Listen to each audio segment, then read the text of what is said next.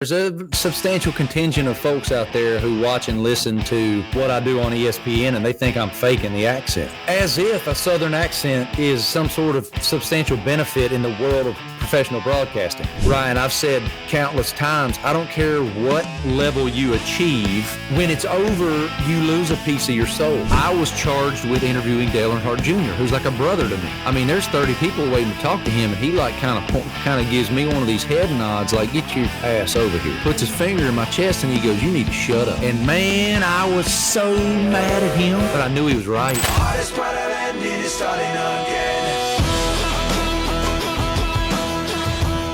You're listening to the Radcast. If it's radical, we cover it. Here's your host, Ryan Alford.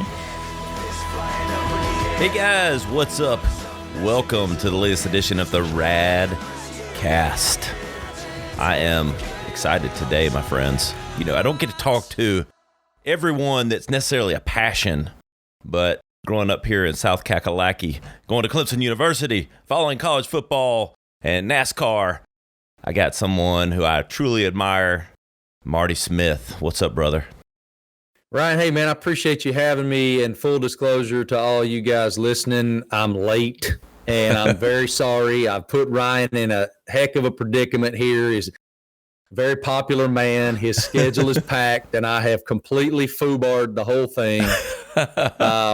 But man, I appreciate your interest in hearing a little bit of my path and story, and I appreciate you and what you do there with your podcast, and I know it inspires a ton of people. So it's cool. Thank you, Marty. I really appreciate that. If you don't know, and Marty's going to tell you shortly, Marty's a journalist, a writer, an ESPN top shelf talent, if I may say, and a father who I admire a lot of the way he goes about things, and, you know, watching him balance life and family, at least from afar. And, you know, hopefully this is the start of a relationship with Marty, which I'm looking forward to. We got a lot in common. I got 4 boys, Marty, under the age of 12. So, man, y'all got your hands full, brother. Woo! Oh yeah. Every sport known to man. I'm coaching. Practice. I joke with my wife. Though. We had 6 out of 7 days in the spring where it was practice or games. So we're right in the thick of it. I'm going to say a prayer for you and Mama, because that's just so much to manage. But the memories made and the experiences and seeing your kids achieve and seeing your kids learn how to win with grace and absolutely hate losing, but learn how to lose, because in this life we lose a hell of a lot more than we win. And all of that is so important. And sports are, I don't know if there's a better platform to learn those things than that age group in those sports. So prayers are up for you two. I know, man. Well, I want to talk about Marty. Let's start. I mean, you know, as we talked pre-episode, I'm sure a lot of our audience has heard of you, seen you on TV, seen the stories that you bring to life. But for anyone that hasn't, and for those that have that don't know some, I wouldn't mind just talking a little bit about your journey, you know, growing up, and, you know, what's kind of molded you into who you are, which is always, I've always said you're like one of the most earnest people on TV, and I want to, and I just, it's all, you know, it's funny, you know, watching Clemson and Dabo and people going, is that real? And then I've always watched you, and sometimes people are like, is Marty Smith? Dude, that is, growing up in the South, that is real, and real knows real, and I've always admired it, but I'd love for our audience to hear a little bit about that journey.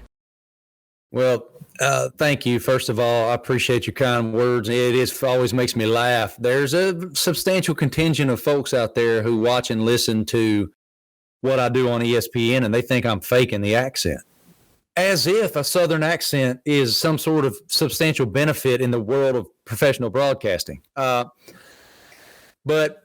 I'll try to give a truncated version of the path. I grew up about 20 miles or 25 miles west of Virginia Tech's campus in a little town called Parisburg. And It's a kind of a farming community, super blue collar, God and country kind of vibe. And I would not trade my upbringing there for anything. My best friends then are my best friends now.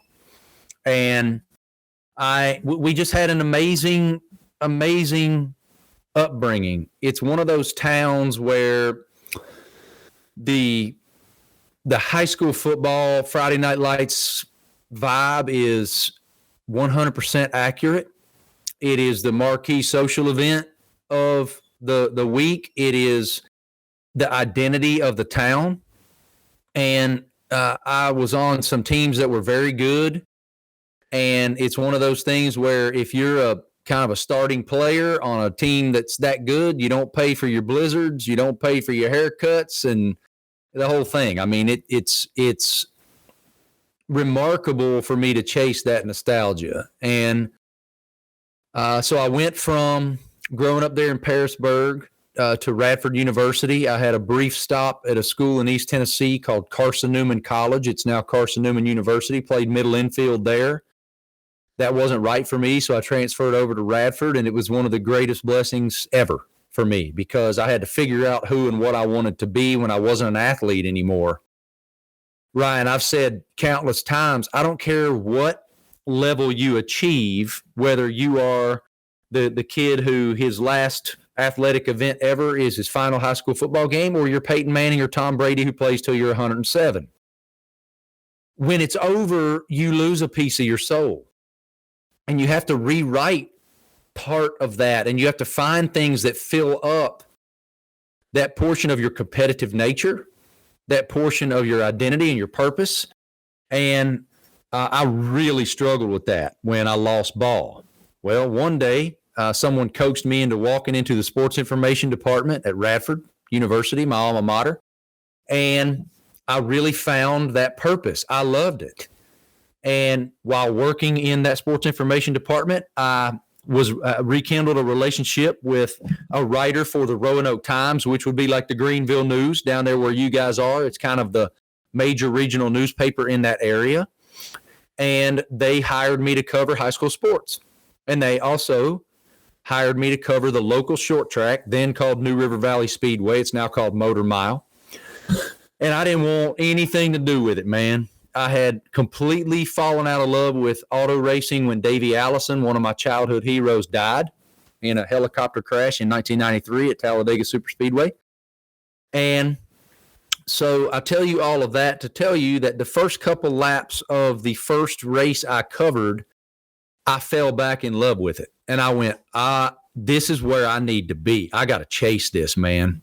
I loved the smell. The stands were packed on a Saturday night with New River Valley people from all over the region that I grew up in, and it just really captivated me. And from there, as a senior in college at Radford, I was hired by the Washington Post to cover Virginia Tech football as their reporter nationally, cover Virginia Tech. So it was this massive responsibility for which I was not ready. And graduated from Radford and took a job in Lynchburg, Virginia, covering NASCAR racing and Liberty University athletics. I was there for a while. Then I got hired by NASCAR. I worked for NASCAR for 18 months. The website got bought by Turner Sports in Atlanta. I worked for Turner Sports as a writer in auto racing until 2006 when ESPN called out of nowhere and said, hey, keep this under your hat. A guy named Jack Obringer, who's still one of my best friends and greatest mentors at ESPN. He said, look, dude, keep this under your hat. We're going to start broadcasting NASCAR races again in 2007. And we're putting together our ancillary programming group for our coverage team. And I was like a deer in the headlights. I'm like, what? You got the wrong guy. I actually said to Jack, there's a guy named Marty Snyder, who's a tremendous broadcaster and a great man. I have his number. That's who you meant to call. And Jack started laughing. He's like, no, dude, everybody we talk to says, you know the drivers really well. You got a great pulse of what's going on in the garage. I said, is this a job offer? He goes, no, it's not. It's something to consider. So what do? Get home, park the truck, walk in, talk to Lainey, my wife, and say, hey, I think I just got offered a job from ESPN. And we both decided, we're going to jump into this thing. Because I would rather crash and burn and fail knowing I can't because I'm incapable than wonder when I'm 75 on the back porch with a cold one if I could have.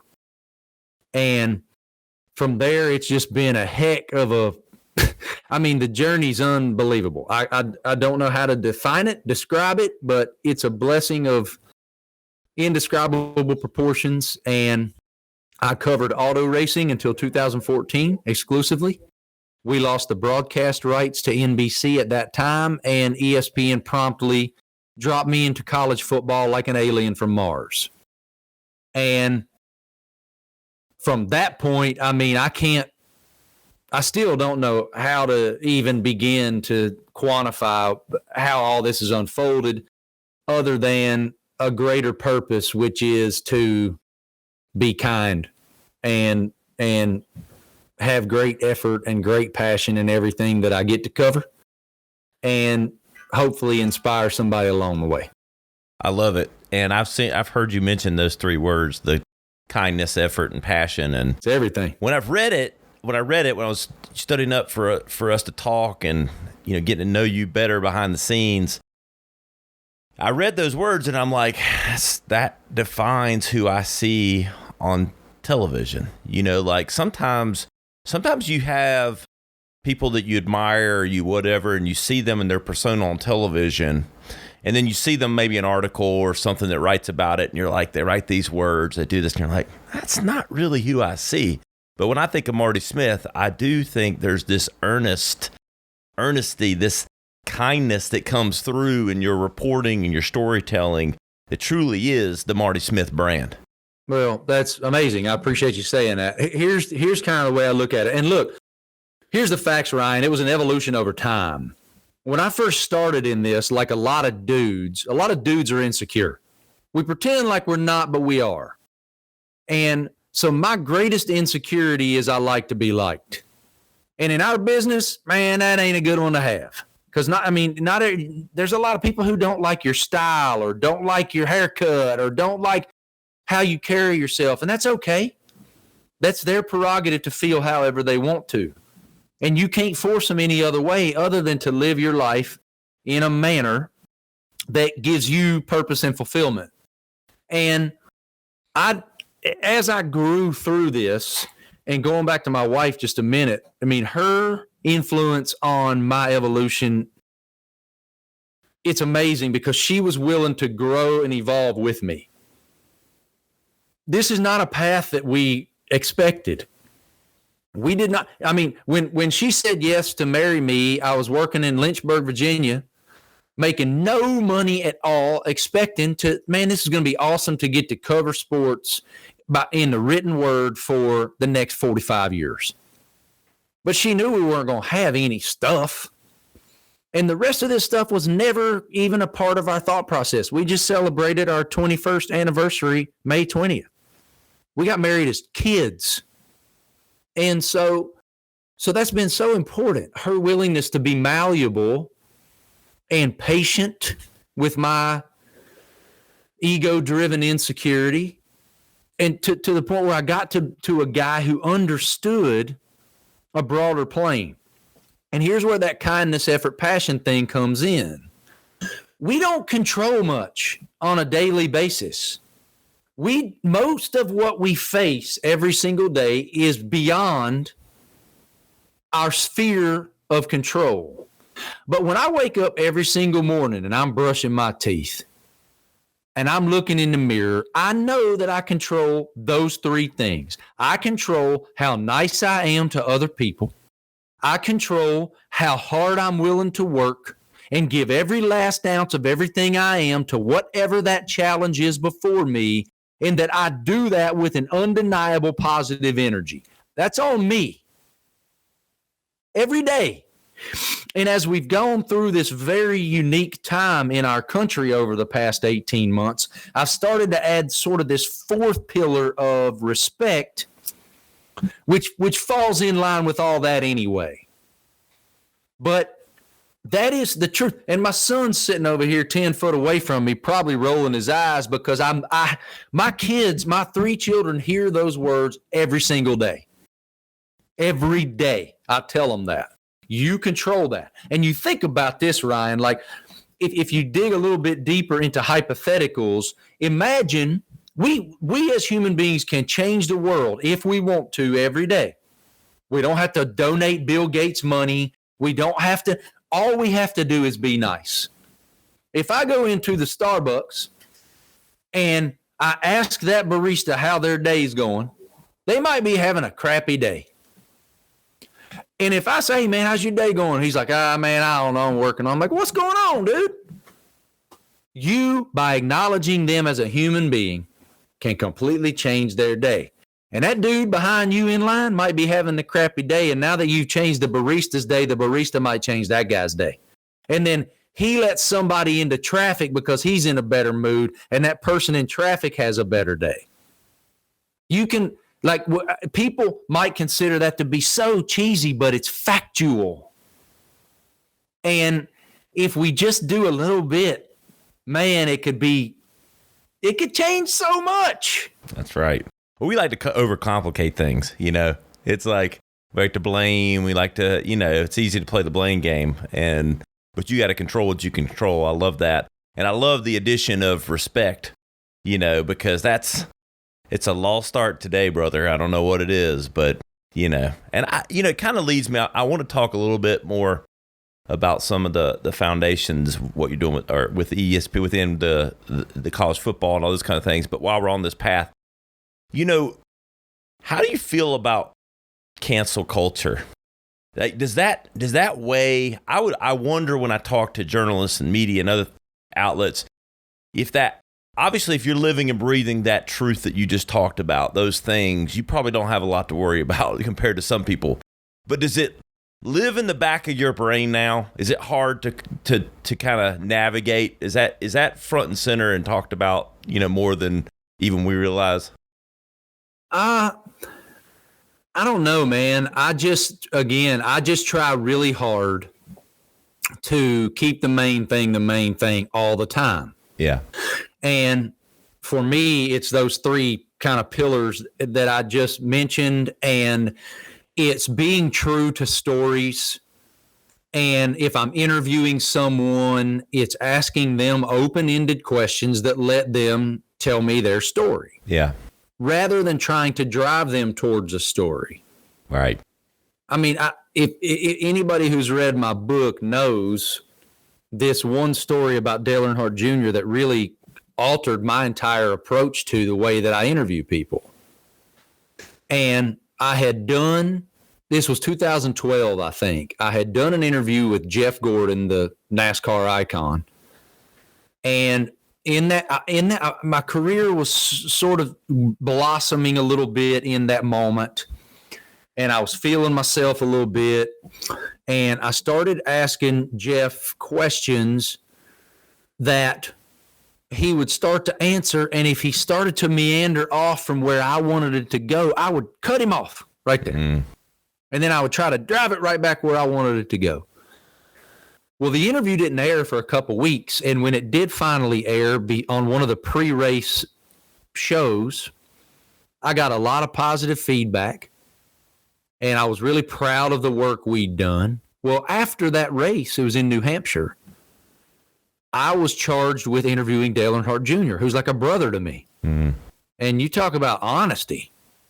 I mean, there's 30 people waiting to talk to him, and he like kind of gives me one of these head nods, like, get your ass over here. And I go over there, and he turns his back to the crowd and puts his finger in my chest, and he goes, you need to shut up. And I said, excuse me? Again, we're like brothers, so we were about to have a real one here. He goes, you need to shut up, man. He said, you need to stop interrupting people. He said, I was watching that interview you did with Jeff, and there were some things that he was saying that I wanted to hear him finish, and you cut him off, and it was rude. And you need to stop interrupting people. And, man, I was so mad at him, but I knew he was right. And because I knew he was right in my heart, It completely altered the way I do this. And what happened? I got so much better as an interviewer. And so to go all the way back to what, the original question, I mean, honestly, it's just not something I personally have in my daily walk. So I don't know if I'm a great guy to answer that question, honestly. I just didn't know if there's this mounting pressure with anyone that's telling stories and doing things that. For me, the answer is no. I mean, that's just for me. But it might be back to how, like you're not trying to frame stories or push people to an opinion. You're trying to share whatever they have to share. I mean, I think the problem, maybe people run into people, and that, I just think, we've gotten to the place where it's, you can't criticize anyone. I know it's not your job as a reporter telling stories to be critical, but it just seems like we've ventured into this place where it's hard to show opinion. Yeah, I mean, again, as a reporter and as a host as well, I do a lot more hosting now. Yeah, especially Marty and McGee. I mean, right. You guys, y'all are sharing thoughts there. And that's an opinionated platform. Yeah, and I'm gonna tell you straight up, brother, when it comes to something that we are passionate about, you're gonna get every ounce of our reel, and that's what's expected of us from our employer, and that's a standard that we hold ourselves to as journalists and men. But so much of what we get to do on that platform is fun. Yep. And I hate the word brand, but I'm sure it's a word that gets used often on your platform and in your ad agency there. The brand that we've built is one that is fun, but it's very honest, and people enjoy spending time with us in an open interview platform, not because our questions are easy, but because our questions are fair and open-ended. Yeah. There was a funny moment where a guy kind of came at me recently. We were interviewing Greg Sankey, the Southeastern Conference commissioner, and a guy came this was last Saturday. A guy felt like we were too easy on the commissioner. Well, if you go back and listen to the questions posed of him about name, image, likeness, I mean, we can't be there. We asked the questions. So a lot of times people hear what they want to hear. They might hear it, but they might not be listening. And with social media, we have impulsive platforms to go right now. And that's also part of all this stuff. I could go on and on for days about this, but I don't enjoy it because, I know social media is a part of our business, but I will not let it. That's not true. I don't read a lot of mentions because I don't want, going back to that insecurity, I don't want to let someone else's feedback drive my definition of the success or the impact, good or bad.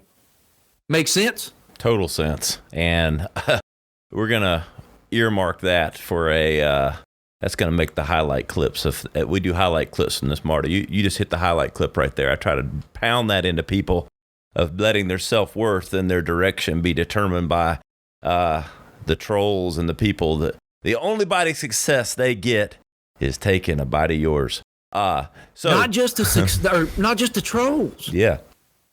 We have to, we as public speakers have a daily platform where that feedback is going to be really good and it's going to be really not good. That's society right now. So it is imperative that our self-worth has to come from a different place. It cannot be defined by what someone says on a social media platform, good or bad. You can't. If I let myself get into that game, then that is a very toxic formula for me.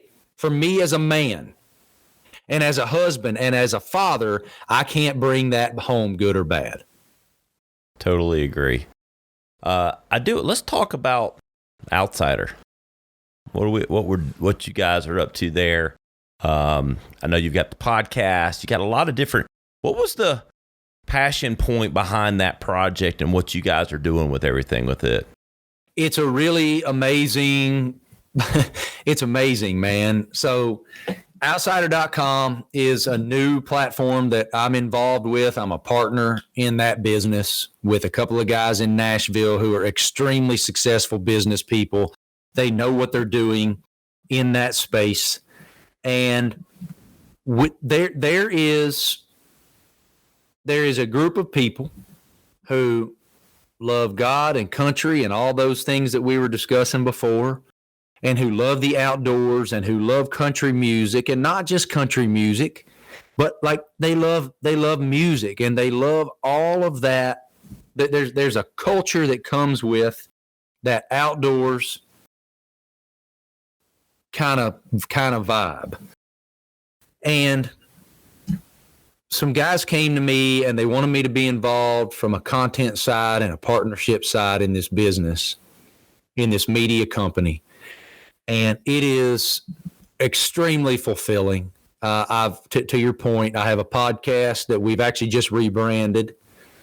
It's now called the Marty Smith Podcast from Outsider Studios. We have built I see your studio's amazing right there. We've built a state-of-the-art studio in Brentwood in Nashville, Tennessee. And I'll be heading over to Nashville monthly to line up a bunch of interviews. I'm actually, as you and I tape this here, I'll be heading there next week, and I'm going to interview a guy named Casey Beathard, who's one of the best writers in town. He's written so many monster hits for Chesney and McGraw, and he's written a lot of Eric Church's catalog with Eric, and just a brilliant man. And his father is Bobby Beathard, the architect of the Washington football team dynasty back in the 80s, put Super Bowl teams together in Miami and San Diego, and just had an amazing career. And so I can't wait to sit down with Casey. I'm also interviewing Tracy Lawrence. Any of you guys who are country music people, that guy is a god. I'm interviewing Red Akins. She Ain't My Truck, who is now one of the premier songwriters in town. His son is Thomas Rhett. And I'm interviewing Trace Adkins all in the same day. And I'm badgering my buddy Cole Swindell to see if he'll join me after I arrive in town the night before that. So it's an amazing property. The feet, and we're also right, like, it's barbecuing and it's hunting and fishing, and it's all that stuff that is part of that culture.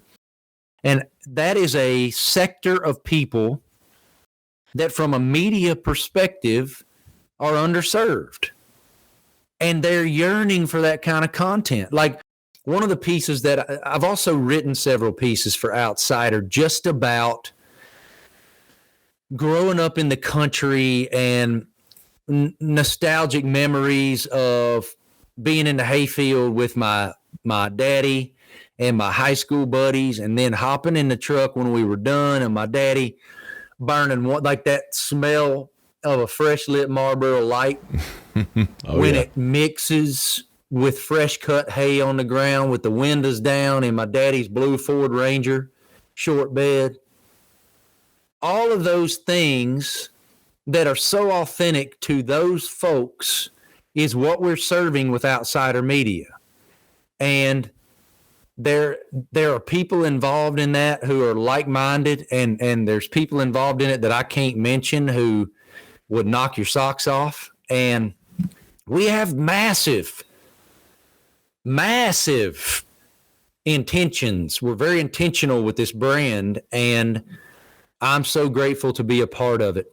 All of you guys that are listening, please check it out. It's outsider.com, and we got a lot of really cool stuff coming. Yeah, the content's really good. I've already interviewed on On that podcast, I've interviewed heroes of mine like Mark Miller, the lead singer of Sawyer Brown, fascinating human being. I went to Travis Tritt's ranch down outside of Atlanta, spent an entire day with Travis. You talk about pinch me stuff now.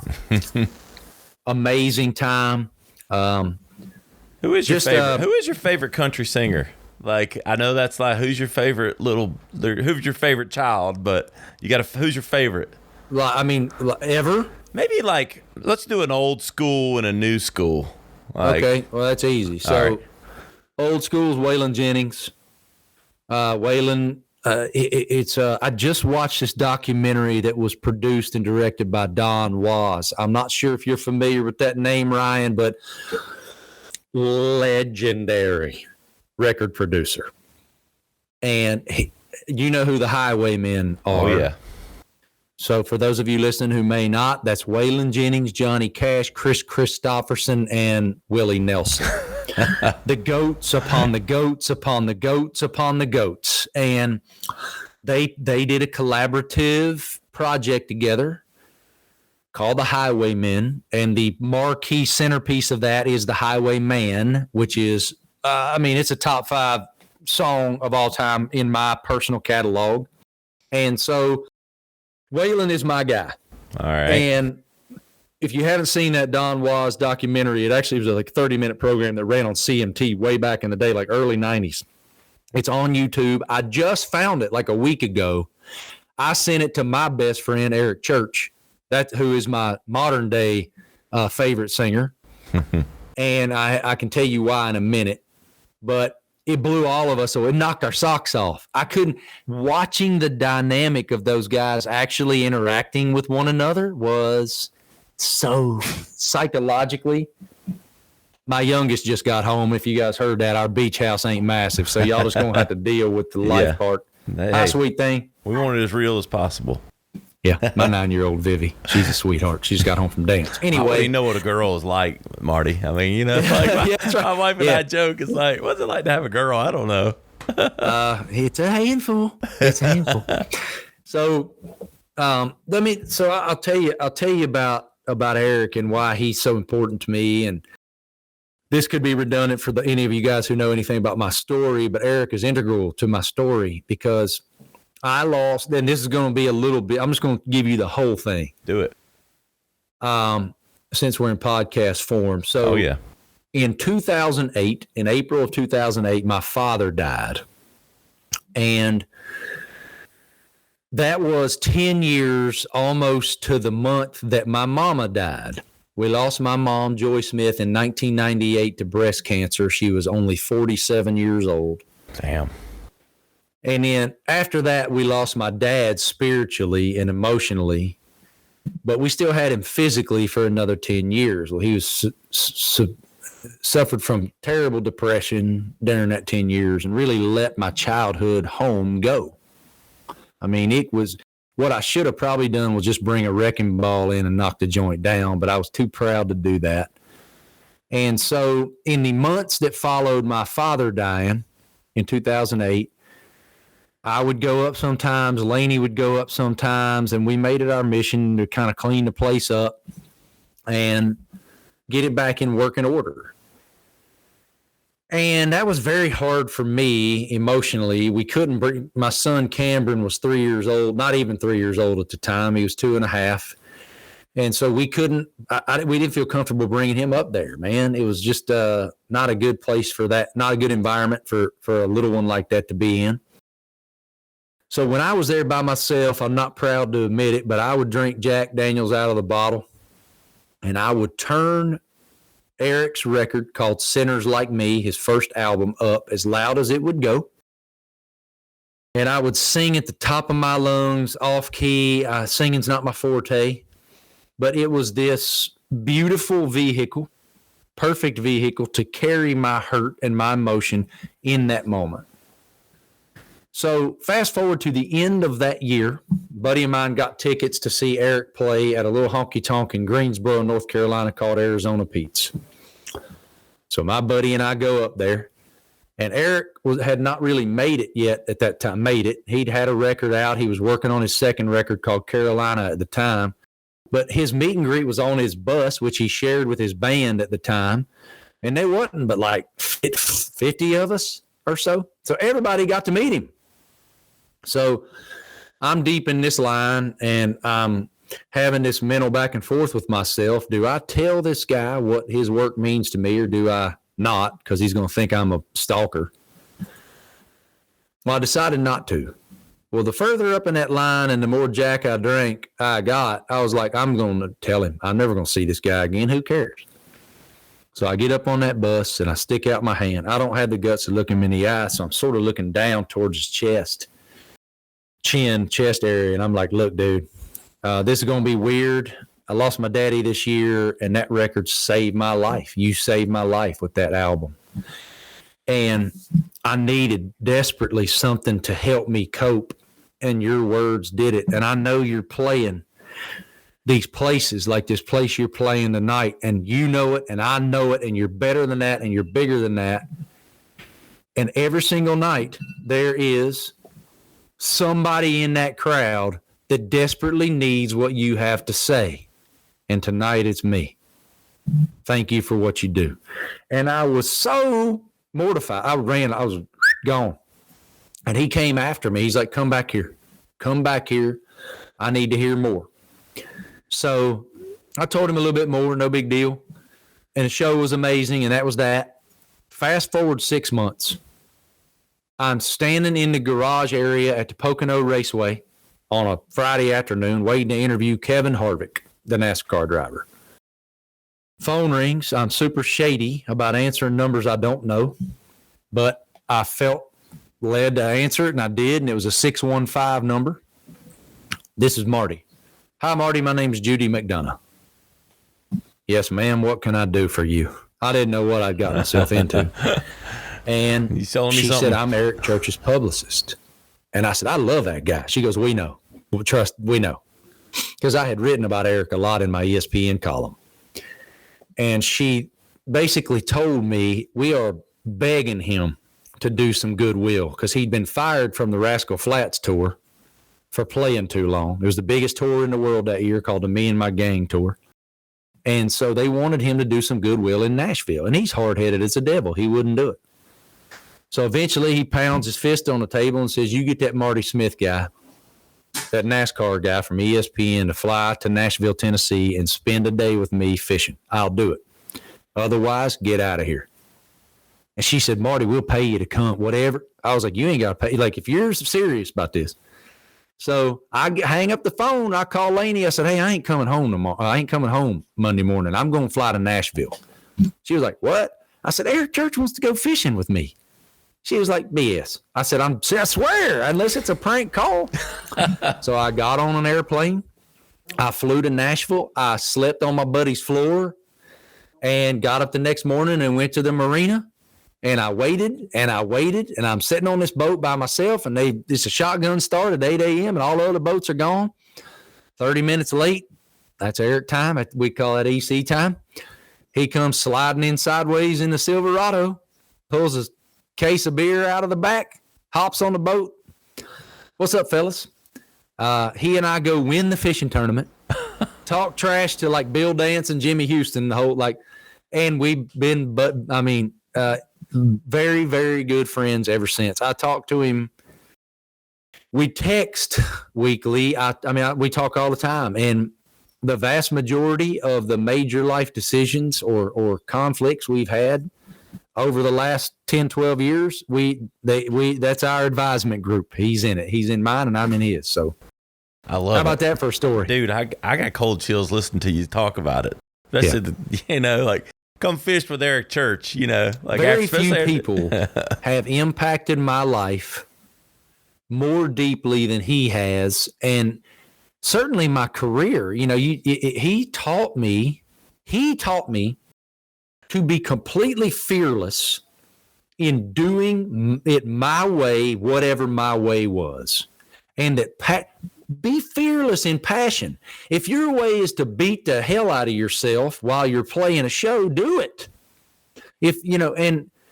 And so I started to be fearless in doing that as a broadcaster. And man, it's been beneficial to me, because what do we want as human beings? We want authenticity. And so he's a great human being, man, and I'm grateful for his influence in my life. Well, I'm grateful for that story. I couldn't have asked for a better one. That is awesome, Marty. I even hate to transition a minute, but I do want to get some of your opinions on some college football coming up. You got time for that?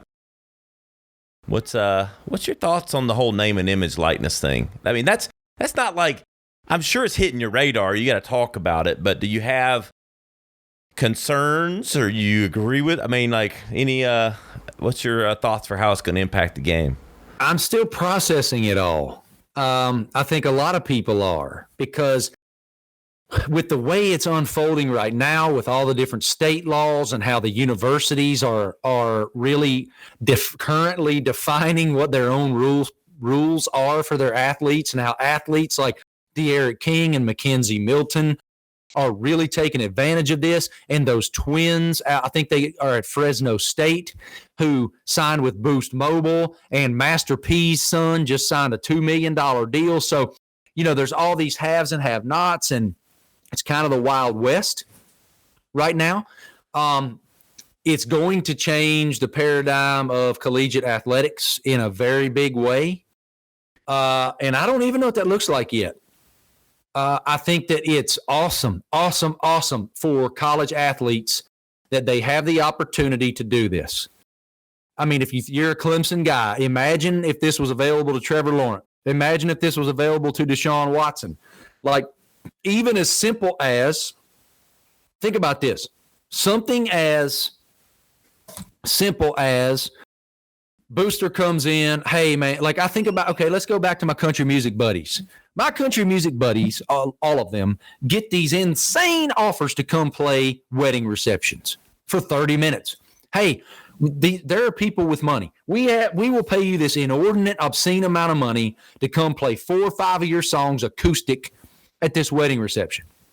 Imagine if you're Trevor Lawrence and Booster X, with all this paper, can say, hey, Trevor, man, my daughter and her little 12-year-old buddies are the hugest fans of yours. Would you stop by their birthday party and say hello? And we'll pay you all this money. That is not out of the realm of possibility. In fact, it's probably already happening now, right? So, like, where I don't know. There's so many tentacles to this, Ryan. Like, think about the transfer portal.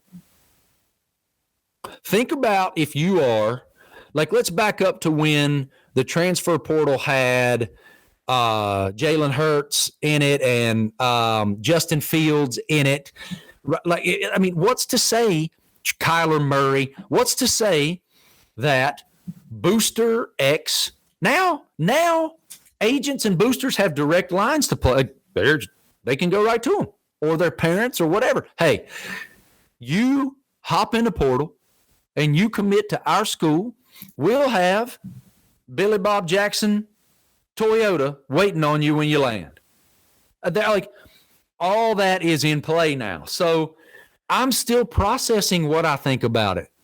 That's why, like, going back to interviewing Commissioner Sankey, interviewing people who know way, way, way more about it than I do, is imperative, because that's who shapes our opinions on it.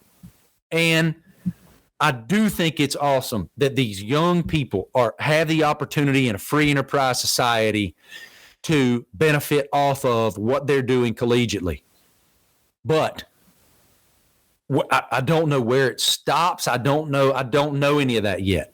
Yeah, that's the big if for me, is like, I don't know that anybody does. I don't think anybody does either. But you're going to see where there's opportunity, there's good and bad, right? And you're going to see both sides of it. The recruiting war, how it impacts recruiting. And, you got to think that most of the big schools have the big donors and have all that. So it may all shake out to be exactly where it is because of the balance of where a lot of the dollars are but then I'll tell you. Go ahead. So I'm sorry to interrupt, but there's an interesting point to be made. There's a young man that plays safety at Appalachian State named Caden Smith. Okay. I met him. He did this article in Sport for Sportico before it was last football season. as all this was really starting to get a lot of momentum, I implore is too strong a word. I suggest and encourage you guys to go read this article. I'm kind of looking it up as we're speaking here.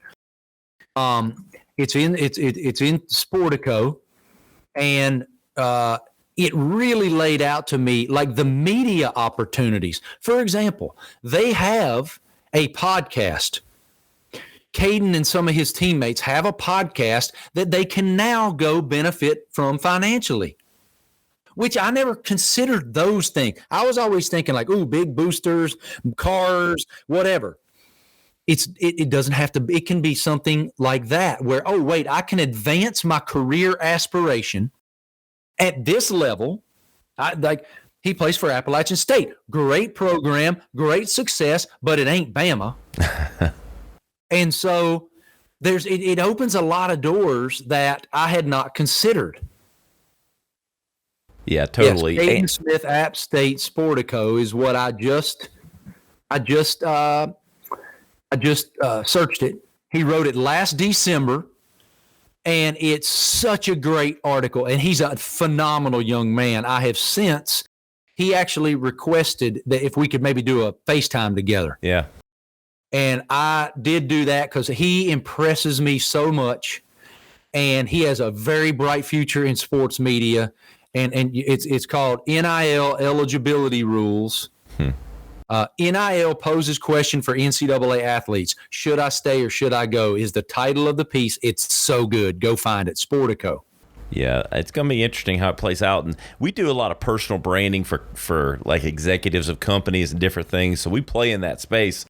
And we're even thinking about wading into these waters of helping the student athletes with their brand and their personal brand and all of those things. And so it's going to be interesting. I love the opportunity for them. My only pause is probably like yours is just, how the money impacts the game specifically. And, life is context and repetition. Yeah.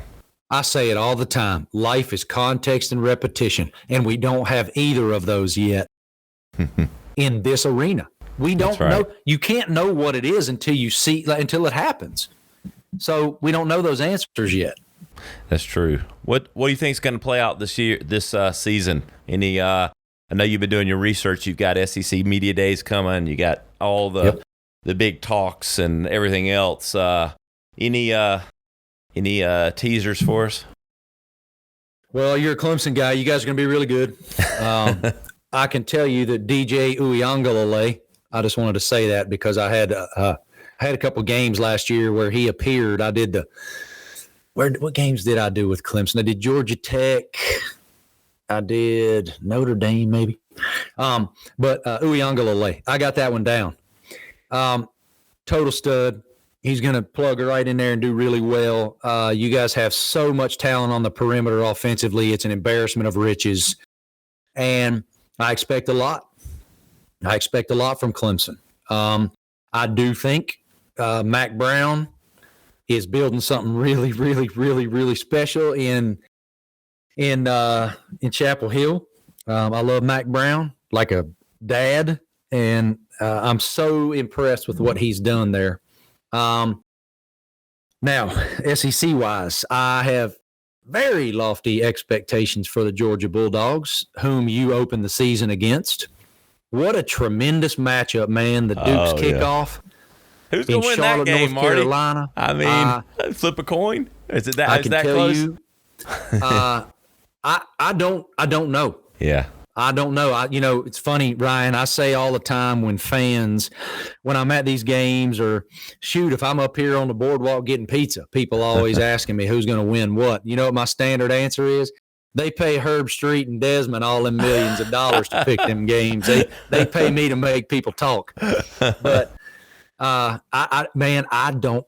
It's impossible to pick that one because Georgia has pro dudes everywhere, and what they have missed, like JT Daniels is going to be a ball. He is a baller. He is. Okay, That's the difference for Georgia this year, isn't it? Isn't that the difference? Georgia just hadn't had that dude at quarterback, you know? Yep. They finally got that dude. Yep. Yep. I love Jake Fromm. He's a phenomenal human being. JT's ability to push the ball vertically down the field, which anybody who pays, you got to do it today. Yep. With the offenses that are being run and the talent on the perimeter for these schools, I expect a lot of what JT's going to do this year. Of course, Bama's going to be really good. I expect a lot out of Ole Miss, man. I love Matt Corral at quarterback. Now, DJ Durkin, they're defensively. Those guys struggled last season. I had a couple of their games too, and as good as Lane Kiffin is offensively and as potent as they are, they had a lot of ground to make up on the defensive side of the ball. Florida's going to be good. Dan Mullen always puts together great teams. I'm trying to think I think Oregon's going to be good out west. There's a couple Big 12 schools. A lot of my colleagues are picking Oklahoma to win it. So it's going to be. I see your facial expression. You know what that facial expression was? That's I'll believe it when I see it facial expression about the Oklahoma Sooners. Yeah. I have high expectations for Notre Dame. You know, Ian Book is now gone. He started 700 games for the Irish, but it's going to be fascinating kind of to see what unfolds here. But I'm just glad to have some fans in the stadium. You and me both. Look, I worked all fall last year during COVID. I can't imagine. And being in the swamp and hearing every single word that was said on the field and on the sidelines was the weirdest thing I've probably ever covered. Although that may not be true. Another one of the oddest things that I've ever covered was the Masters with no fans. No patrons whatsoever. Was a very different, and all the autumnal hues, the bronzes and the yellows and the auburns and the reds, just very, very different experience. That's crazy, man. Well, I really appreciate you coming on. I got one more segment for you if you're game. We do a segment called Rad or Fad. Some of these probably right down your alley. Some of them might be a little off the normal radar, but one word answer, and you can expound if you want to. You game? All right. We're going to start with something we already talked about, the NIL, rad or fad. I think it's rad because I don't think it's going anywhere. TikTok. Okay, I'm a 45-year-old man. I'm saying fad because I'm a 45-year-old man and all that. I loathe it, but I know that it is. I know people are monetizing TikTok in a very dynamic way. So I am wrong, but I'm saying fad. All right. DJU, you already talked about him. Clemson quarterback. Rad, he can hoop. Oh, yeah. Finally, 12-team playoff. Expansion, rad. 12 teams, fad. I don't get 12. Yeah, I don't either. Too many games. Too many games. We got to pay them more. Whatever that ends up looking like.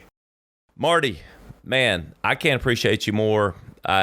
Some of the stories you told has been the best we've had on the podcast. We've done 150 episodes, and I was sitting here. I can't remember the time I got cold chills thinking about Eric Church inviting you fishing, and you actually went in the fishing tournament, dude.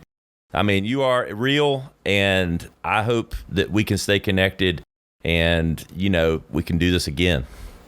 Look, I appreciate you having me again. I'm sorry that I was late, and I appreciate you giving me a platform for the message. I think it's really important today and been given the platforms that I have to try to share these stories and hopefully maybe touch a life or two or shape a thought or two. And so I appreciate you giving me the opportunity to do that. My pleasure. I love what y'all are doing, man. Thank you. Thank you so much. Finally, Marty, what's the best place? I know we talked about outsider.com. We talked about a lot of platforms. What is the best place for everyone to keep up with all things Marty or even multiple places to keep up with Marty Smith? Your television. So from a social media perspective, I'm active on Twitter and Instagram.